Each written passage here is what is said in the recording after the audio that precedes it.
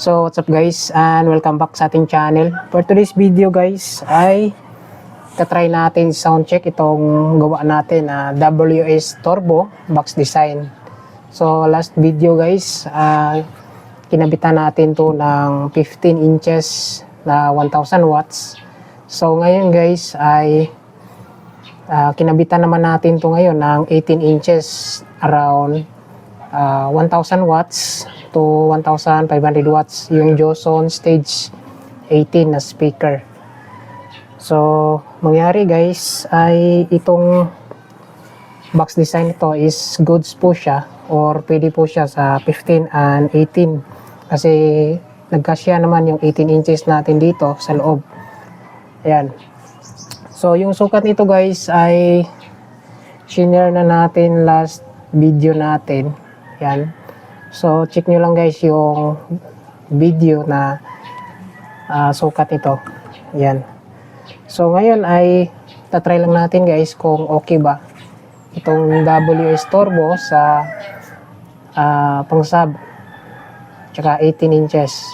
Ayan. Makikita natin guys dito sa loob ay klarong-klaro na malaki yung kanyang round kasi 18 inches na po siya. Compare dati na hindi natin makita yung dito na round sa loob. So ito, kitang-kita na siya dahil 18 inches na po siya guys. Ayan. So tatry natin guys. So papakita natin yung amplifier na gagamitin natin dito. So ito guys, pasilip natin klarong-klaro na yung kaniyang diameter sa loob na butas. Yan, 18 inches na kasi guys yung nakaload natin dito. Compare dati na 15 is hindi natin makita yung kanyang pinakabutas sa kanyang speaker. Ito guys. Yan. So yung speaker pala nito ay nakaharap lang po. Yan. So klarong-klaro na siya. Same dito guys sa ilalim. Yan. So itong design na to is wala po siyang breather sa loob. Bali naka-sealed talaga yung pinaka-speaker niya. Same sa MCB is naka-sealed. Wala siyang breather. Yan.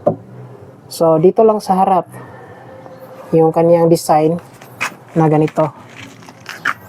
Yan. So wala po siyang breather guys. Pero soon try din natin lagyan ng breather kung okay ba siya. Yan.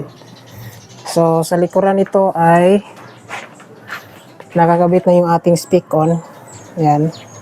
So simple rin guys yung sa likuran nito, walang breather. Yung dito sa siding is hawakan po to or handle, dalawa. Pero naka-seal din to, wala tong butas. Yan.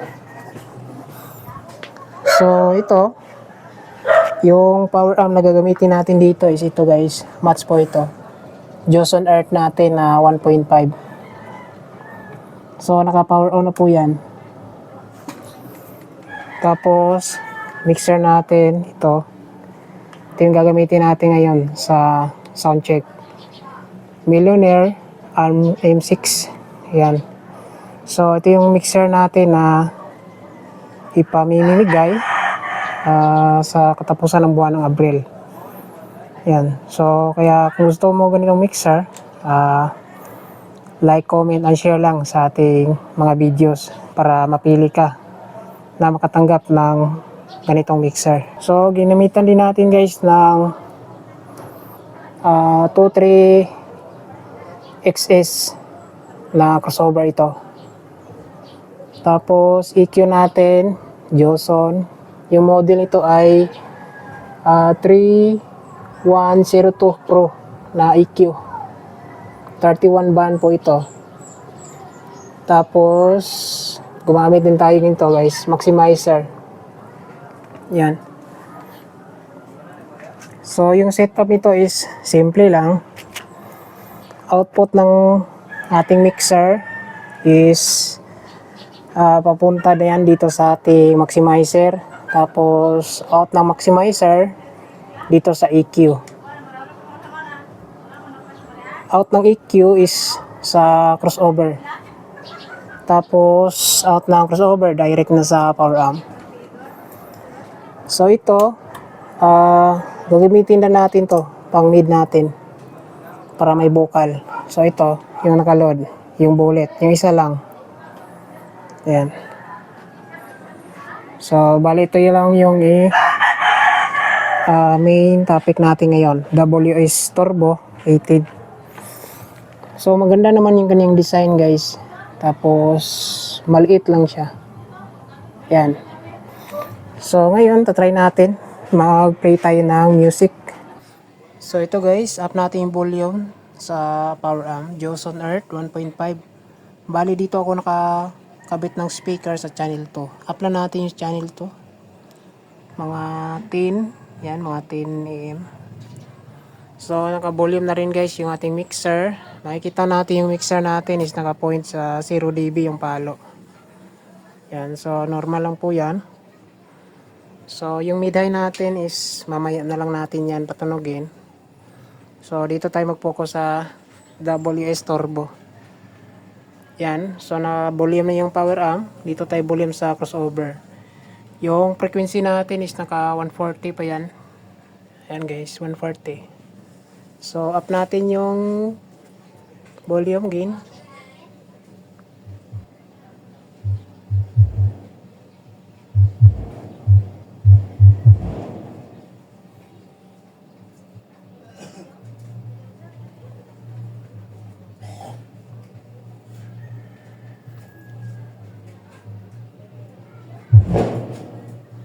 Ayan.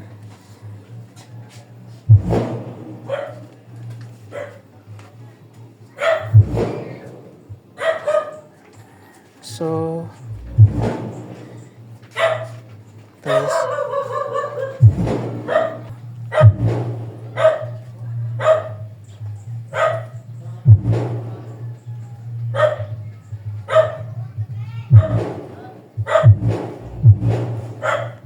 So, buong buo yung tunog guys.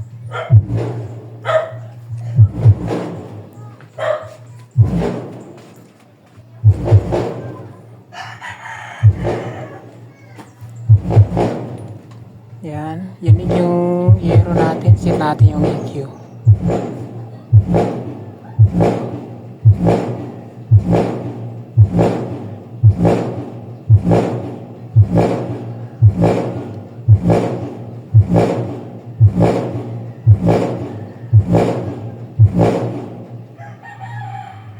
Ayan.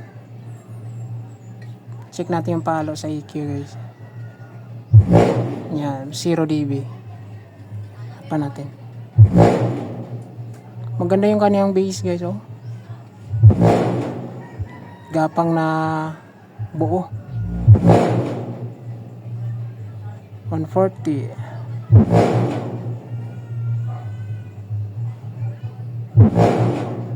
Yun. Suwabe guys. Kas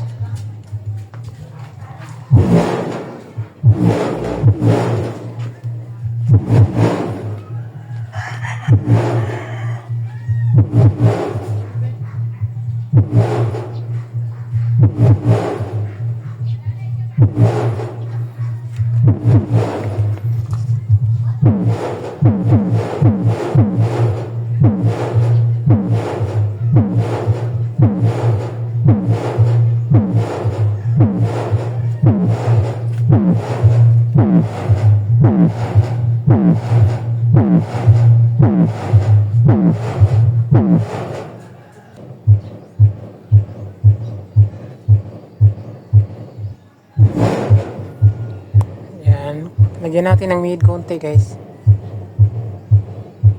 Maganda yung palo niya sa bass. Kahit isa lang. Ito. Lagyan natin ng mid.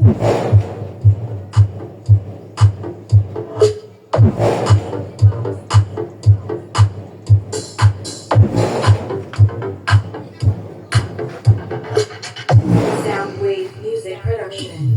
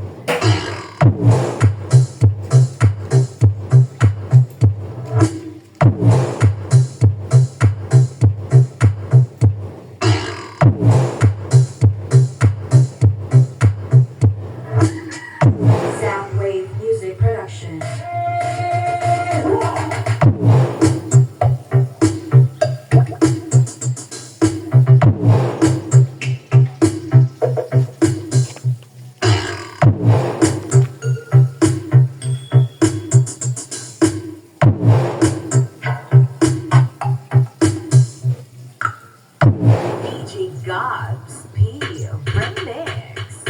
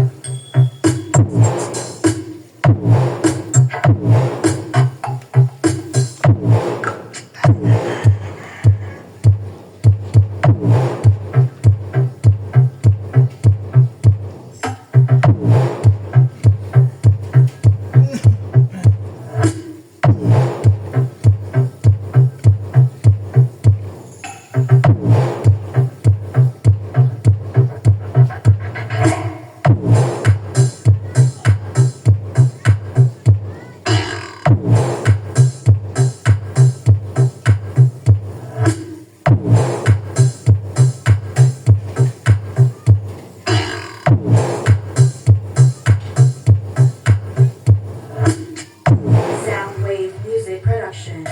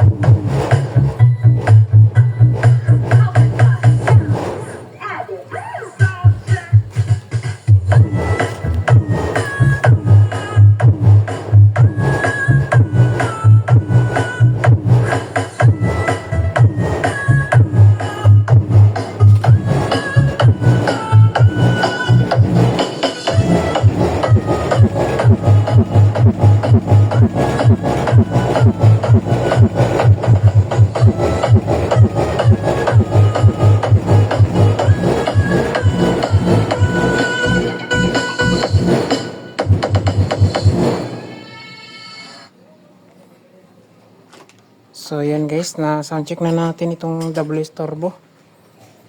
Loaded 18 inches. So maganda yung kaniyang impact guys, buong buo yung bass.